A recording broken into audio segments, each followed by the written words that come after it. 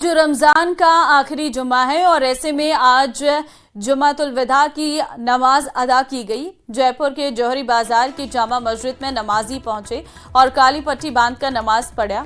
आपको बताते चले कि वक्फ अमेंडमेंट बिल के विरोध में ये फैसला लिया गया था। पर्सनल लॉ बोर्ड ने सभी से अपील की थी कि शांति से अपना विरोध दर्ज कराएं।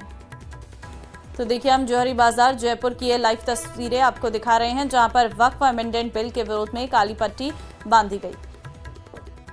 जयपुर में जुमातुल विदा की नमाज में इस बार वक्फ अमेंडमेंट बिल को लेकर के लोग विरोध कर रहे हैं। आप देख सकते हैं कि यहाँ पर काली पट्टी बांध करके विरोध किया जा रहा है। सभी नमाजी और रोजेदार यहाँ पहुँच करके बाकायदा अपने बाजुओं पर काली पट्टी बांध करके एक मैसेज दे रहे हैं कि इन्हें जो वक्फ अमेंडमेंट बिल है वो किसी भी तरीके से स्वीकार नहीं है, एक्सेप्ट नहीं है। क्यों आप ये लोग विरोध कर रहे हैं? जी, वक्फ अमेंडमेंट बिल का क्यों विरोध? वो हमें बिल्कुल पसंद नहीं है और वो हमारे लिए किसी भी काम का नहीं है। वो हमारे लिए बिल्कुल खिलाफ है। हम उसको बिल्कुल एक्सेप्ट नहीं करेंगे। हम उसके विरोध में ये बांध रहे हैं। इंशाल्लाह ताला अल्लाह ताला हमारी दुआ जरूर सुनेगा और हम इस चीज को बिल्कुल नापसंदीदा करते हैं और हम इसका विरोध करते हैं इंशाल्लाह ताला। जब कोई अपनी प्रॉपर्टी अल्लाह के लिए दान कर देता है तो वो संपत्ति अल्लाह की हो जाती है और जो अल्लाह की संपत्ति है वो हम किसी को देने नहीं देंगे। इसलिए हम इसके आज विरोध में काली पट्टी बांधकर हम इसका विरोध कर रहे हैं। एक्सेप्ट है ही नहीं, हरगिज भी। ये सारा हमारा हक है और हम किसी को भी हरगिज भी देना नहीं चाहेंगे और अगर नहीं माने तो हम एजिटेशन करेंगे इंशाल्लाह। देखिए, जो वक्फ तरमीमी बिल लोकसभा में आ रहा है ये उसका विरोध है, क्योंकि वो अगेंस्ट है पूरी तरीके से मुस्लिम कम्युनिटी के लिए। मुस्लिम जो जायदादें हैं उसके अगेंस्ट है। हम उसका विरोध कर रहे हैं और ये हमारा राइट है कि हम उसका विरोध करें और ये बहुत शांतिपूर्वक एक तरीका है जो हिंदुस्तान ने हमें दिया है, कॉन्स्टिट्यूशन हमें दिया है, हम वो अपना रहे हैं और उसका एक विरोध। कैमरा पर्सन अविनाश के साथ में अरबाज अहमद, न्यूज़ 18 के लिए जयपुर से। दिल्ली में राष्ट्रपति से मिले राजस्थान के सांसद। राष्ट्रपति से राजस्थान के सांसदों की यह मुलाकात। राष्ट्रपति द्रौपदी मुर्मू ने आज सुबह नाश्ते पर राजस्थान के सांसदों के साथ मुलाकात की है। राजस्थानी सांसद नाश्ते में शामिल हुए। राष्ट्रपति द्रौपदी मुर्मू ने राजस्थान के सांसदों से मुलाकात की, जिसकी हम तस्वीर भी आपको दिखा रहे हैं, जिसमें आपको सभी राजस्थान के सांसद नजर आ रहे हैं। और ये नाश्ते पर मुलाकात थी जिसमें कई बातचीत हुई राष्ट्रपति के साथ और सभी सांसद यहाँ पर मौजूद रहे, चाहे फिर वो लोकसभा के हों या राज्यसभा के हों। राजस्थान के सभी सांसद मौजूद रहे और उनके साथ मुलाकात राष्ट्रपति द्रौपदी मुर्मू की रही, जिसमें आप देख सकते हैं गजेंद्र सिंह शेखावत नजर आ रहे हैं और तमाम जो सांसद हैं राजस्थान से चुने गए वो सब। एक्शन मोड में नगर निगम होटल सहित 26 दुकानों को सीज किया गया है। बकाया नगरीय विकास कर के चलते एक्शन लिया गया है। कुल मिलाकर 1 करोड़ से अधिक का बाकी था टैक्स। मामले में कई बार पहले भी नोटिस दिया जा चुका था और नोटिस का पालना करने पर की गई है कार्रवाई। नोटिस क्योंकि बहुत बार दिया गया था लेकिन नोटिस का कोई जवाब नहीं मिल रहा था, ना ही उसकी पालना की जा रही थी। ऐसे में इस पूरे मामले पर कार्रवाई की गई है। कार्रवाई के दौरान अधिकारी और पुलिस मौजूद रही है। कमलेश संवाददाता फोन लाइन पे हमारे साथ हैं। कमलेश, एक्शन मोड में नगर निगम नजर आ रहा है। कई बार अल्टीमेटम के बावजूद भी जो है कोई निष्कर्ष नहीं निकला। जी देखिए, बिल्कुल नगर निगम पिछले कई समय से जो है कि एक्शन मोड में है और लगातार जो है कि नगरीय विकास कर जो लोगों का बाकी है वो नहीं चुकाने पर लगातार जो है कि सीज की कार्रवाई को अंजाम दे रहा है। इसी को लेकर आज उदयपुर में बड़ी कार्रवाई हुई नगर निगम की ओर से। यहाँ सूरजपोल क्षेत्र में करीब 26 दुकानें और एक होटल को सीज किया गया है। बताया जा रहा है कि इन दुकानों का और होटल का कई समय से जो है कि नगरीय विकास कर बाकी था और लगातार इनको सूचना दी भी गई लेकिन किसी तरह का कर जमा नहीं कराया गया। ऐसे में आज नगर निगम की टीम मौके पर अल सुबह पहुंची। नगर अधिकारी मौके पर पहुंचे और पुलिस का जाब्ता भी तैनात रहा है। इस दौरान जो है कि 26 दुकानों को सीज किया गया, एक होटल को सीज किया गया और चस्पा किया गया कि जब तक अग्रिम आदेश तक ये अधिग्रहण की जाएगी जब तक कोई कार्रवाई नहीं हो पाती। जी ठीक है, लेकिन कितना इसमें टैक्स बाकी है? अगर हम बात करें कितना नुकसान हो रहा है जिसकी वजह से आज ये 26 दुकानों को सीज किया गया है? जी देखिए, आज जो सामने आया है कि करीब 1 करोड़ से भी ऊपर सभी दुकानों का मिलाकर और होटल का मिलाकर 1 करोड़ से भी ऊपर ये जो नकली विकास कर था वो बाकी था। ऐसे में नगर निगम को ये एक्शन लेना पड़ा और जो है कि अल सुबह मौके पर टीमें पहुंच गई और दुकानें उस समय बंद ही थी और उन दुकानों को सीज कर दिया गया। जी ठीक है, दुकान मालिकों का कोई रिएक्शन आया है अभी तक? जी देखिए, दुकान मालिक भी इस बारे में लगातार जो है कि संपर्क में अधिकारियों की, और वो अब मांग कर रहे हैं कि दुकानों को जल्द से खोला जाए। वो कई लोग जो है कि नगरीय विकास जो कर है उसको जमा कराने के लिए भी नगर निगम पहुंच रहे हैं। जी, बहुत धन्यवाद आपका तमाम जानकारी देने के लिए कमलेश। बीकानेर से बड़ी खबर है, सीएम भजनलाल को धमकी का मामला। पुलिस और जेल प्रशासन ने जेल में सर्च ऑपरेशन किया है। सर्च ऑपरेशन में आरोपी आदिल पकड़ में आया है। पाली से बीकानेर सेंट्रल जेल किया गया था शिफ्ट। गिरफ्तार आदिल से मोबाइल भी बरामद हुआ है। तो बड़ी खबर इस वक्त आपको दे रहे हैं, सीएम भजनलाल को धमकी का ये मामला है। पुलिस और जेल प्रशासन ने जेल में सर्च किया है और सर्च ऑपरेशन में आरोपी आदिल पकड़ में आया है।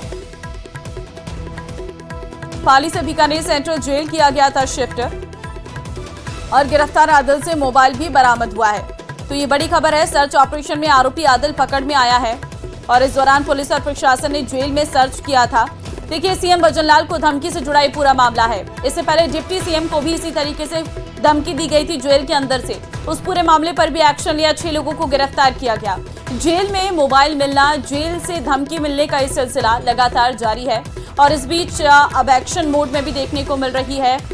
पुलिस और जेल प्रशासन भी एक्शन मोड में नजर आ रहा है। अब सर्च की कार्रवाई की जा रही है और इस दौरान जो है मोबाइल फोन्स मिल रहे हैं और गिरफ्तार आदिल से मोबाइल बरामद हुआ है जिसने मुख्यमंत्री को धमकी दी थी। हालांकि पहली बार नहीं है, इससे पहले भी कई बार इस तरीके से धमकी भरे कॉल्स सीएम के नाम आ चुके हैं और एक बार फिर से पुलिस और प्रशासन इस पूरे मामले पर अलर्ट हो गया है।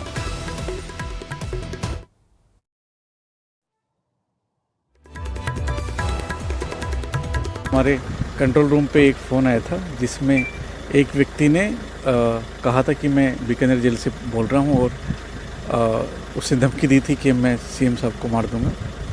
तो उस फ़ोन के आधार पे फिर हम लोगों ने यहाँ पे सर्च किया।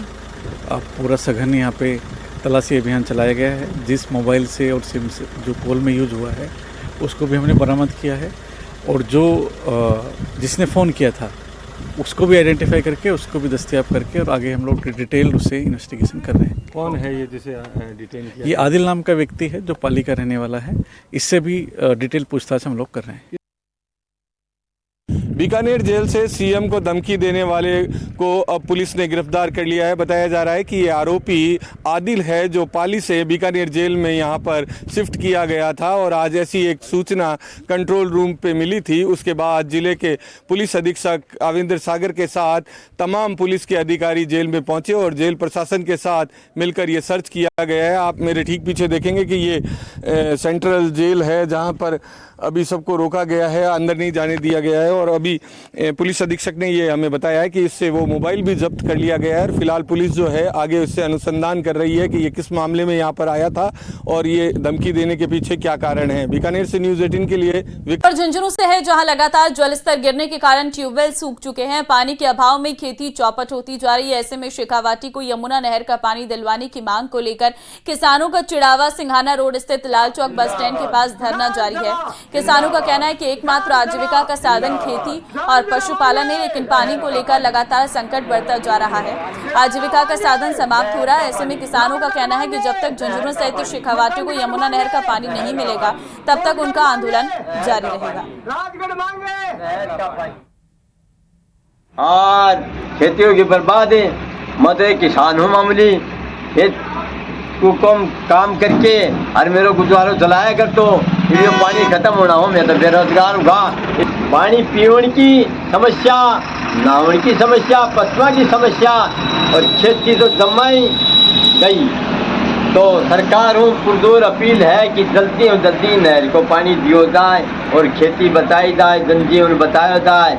अजमेर से है जहां ज्ञान विहार इलाके की गीता कॉलोनी के बाहर रखे गैस पाइपलाइन के पाइप बंडलों में अचानक लगी आग। आग के चलते क्षेत्र में मचा हड़कंप। सूचना मिलने पर दमकल की टीम मौके पर पहुंची। कड़ी मशक्कत के बाद आग पर काबू पाया गया। आपको बता दें कि क्षेत्र में इंद्रप्रस्थ गैस पाइपलाइन डालने को कार्रवाई की जा रही है और पिछले 1.5 महीने से पाइप यहां सुरक्षित रखे थे, लेकिन अज्ञात कारणों से इनमें आग लग गई। फिलहाल पुलिस ने मामले की जाँच शुरू कर दी है। में ज्ञान विहार के सामने न्यू गीता कॉलोनी क्षेत्र में जो विकास का कार्य हो रहा है, जिसके अंदर गैस की पाइपलाइंस कॉलोनीज में डल रही थी और गैस वालों ने अपने सारे जो खाली पाइप्स होते हैं प्लास्टिक के वो यहाँ स्टोर करके रखे थे और इन गैस की पाइपलाइंस के अंदर जो है कोई असामाजिक तत्वों के कारण या कोई कारण से इसमें आग लग गई, क्योंकि प्लास्टिक के पाइप होने के कारण इसको तुरंत आग ने इसको सक्रियता से इसको पकड़ा और फिर भी आसपास में पड़ोसियों ने, क्षेत्रवासियों ने काफ़ी सहयोग किया, पानी डाला और जैसे सूचना मिली दमकल को फ़ोन किया गया, फायर ब्रिगेड तुरंत आकर और अभी अपना कार्य कर रही है। कोई भी जनहानि इसमें नहीं हुई है, फिर भी जो आसपास के कैमराज हैं उसमें देखा जाएगा कि किसके कारण ये आग लगी है, कारणों का पता किया जाएगा, क्योंकि आप देख सकते हैं ऊपर भी कोई भी वायरिंग नहीं जा रही है। जो ये सामान रखा हुआ है वो भी सुरक्षित रखा हुआ था, क्योंकि ऊपर कोई भी इलेक्ट्रिक वायर ऐसा कुछ भी नहीं निकल रहा है। फिर भी पता नहीं किस कारण से लगी, कारण का पता करके इस पर संज्ञान लिया जाएगा। एमएलए जयराम जाटव और उनके बेटे को धमकी देने के मामले में पुलिस ने बड़ी कार्रवाई करते हुए आरोपी को जयपुर के जगतपुरा से गिरफ्तार कर लिया है। दरअसल आरोपी मालाखेड़ा के केमाला गांव का रहने वाला है, जिसका पूर्व विधायक से जमीन को लेकर विवाद था। इसी को लेकर आरोपी ने पूर्व विधायक को धमकी दी थी। आरोपी ने पूर्व विधायक को व्हाट्सएप कॉल के जरिए जान से मारने की धमकी दी थी।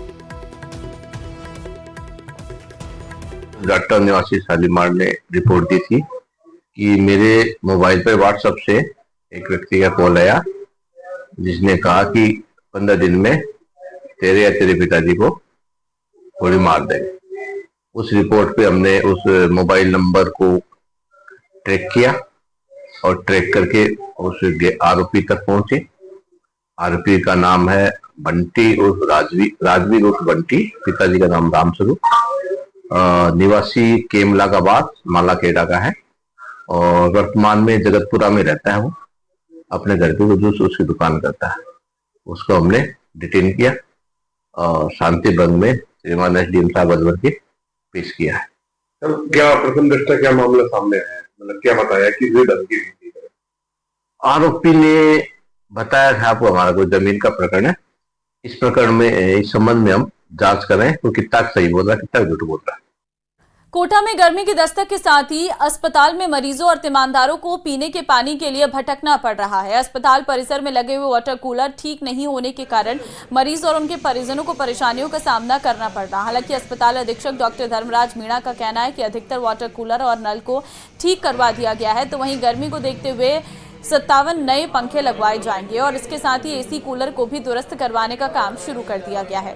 गर्मी मरीजों और उनके परिजनों को परेशानियों को देखते हुए अस्पताल प्रशासन पूरी तरह से अलर्ट है।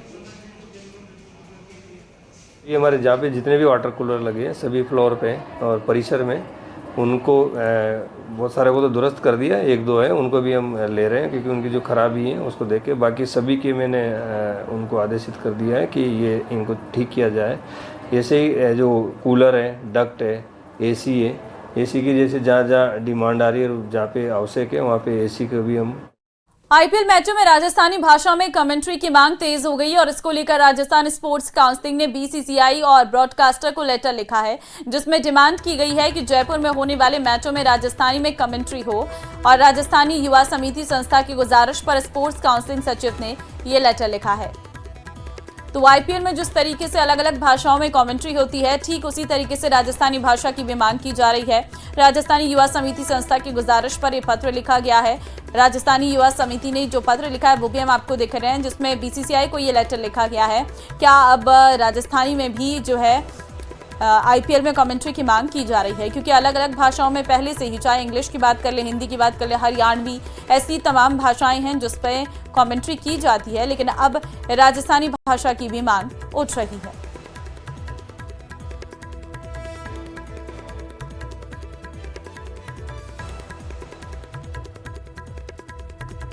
तो 2025 के आईपीएल से ही ये मांग उठाई जा रही है। के लिए प्रयासरत एक संस्था है राजस्थानी युवा समिति, उन्होंने हमारे चेयरमैन साहब को एक ज्ञापन दिया जिसमें कुछ नाम में जैसे राजवीर सिंह जी चलकोई और उनकी पूरी टीम, उन्होंने ज्ञापन दिया था। उस ज्ञापन के क्रम में उनका यह मांग थी कि जो आईपीएल 2025 है उस आईपीएल में चूँकि और भारत की 14 लैंग्वेजेस है इंग्लिश समेत, तो उनमें भी हमें राजस्थानी को भी शामिल किया जाए। नहीं, ये तो बहुत ही अच्छा फैसला है। मुझे अवगत हुआ है कि हरियाणवी और भोजपुरी के अंदर भी कमेंट्री होती है, तो अगर राजस्थानी भाषा में लैंग्वेज होती है तो अपने गाँव में ढाणियों तक में भी क्रिकेट का प्रचार होगा। जिन लोगों को अच्छे से हिंदी और अंग्रेजी समझ में नहीं आती अपने राजस्थानी जो ठेठ गाँव